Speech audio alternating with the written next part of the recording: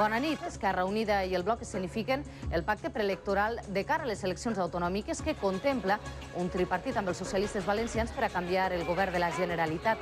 Tant el Consell com Francesc Camps creuen que el pacte trencaria el model d'estat i paralitzaria el progrés de la comunitat. Comencem.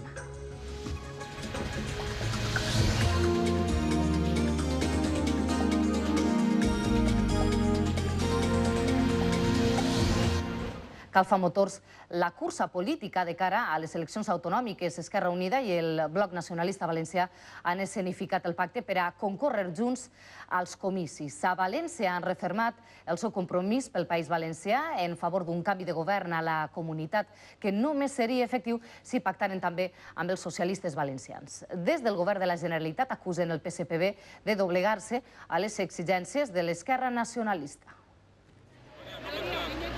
L'estrena de la nova coalició entre Esquerra Unida i Bloc ha sigut en una concentració en defensa de les escoles d'adults. L'Esquerra Nacionalista posa a caminar un pacte que reclama l'estat federal i república i el reconeixement del dret d'autodeterminació.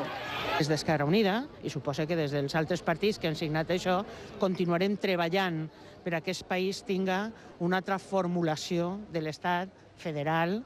No renunciem a parlar de la república i no renunciarem mai a parlar de qüestions com el dret dels pobles a decidir el seu futur.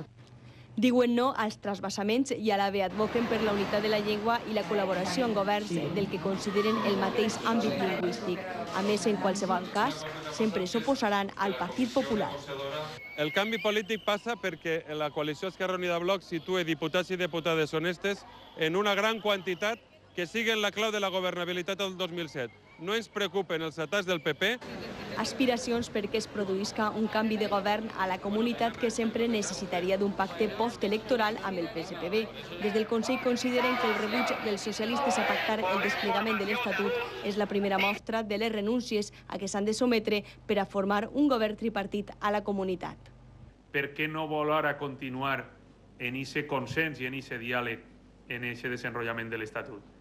Perquè ja és una de les primeres exigències que marca Esquerra Unida i el Bloc per a no continuar en aquesta línia que ells ja rebutgen des de l'inici. Jo crec que són qüestions que en tota naturalitat és necessari que qui té que presentar-se com a candidat del Partit Socialista expliqui als valencians. Des de Madrid, Francesc Camps ha reiterat les crítiques al pacte entre Esquerra Unida i els nacionalistes del Bloc. El president dels populars valencians denuncia que aquest acord pretén canviar el model d'estat i que paralitzaria el progrés de la comunitat valenciana.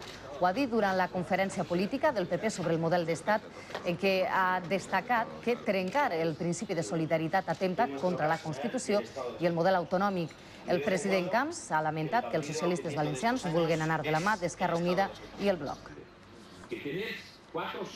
El Partido Socialista en la Comunidad Valenciana ha dicho que está de acuerdo con ese pacto preelectoral y que pretende llegar a acuerdos con ese pacto preelectoral.